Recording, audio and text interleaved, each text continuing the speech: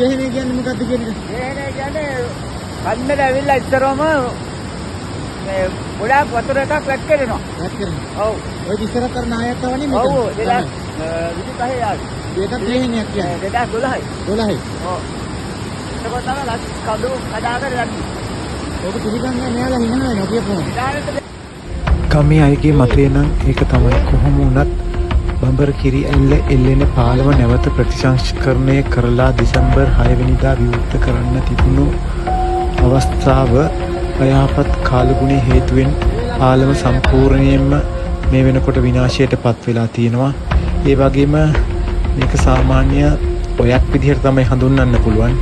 ඔය ඉහළ රිවර්ස්ටන් ප්‍රදේශයේ නිකොලය වතුයායෙන් තමයි ආරම්භ වෙන්නේ. ඉතින් ඒ යහපත් කාලගුණයේ දවසේ මේ එළපහර මහවිහාරයකට නොදෙවෙනි විශාල වතුර පාරක් ආව ගව ගම්වාසීන් පවසලා තියෙනවා. ඉතින් කොහොම නම් මෙතන වුණත් සෑහෙන විශාල හානියක් සිද්ධ වෙලා තියෙනවා.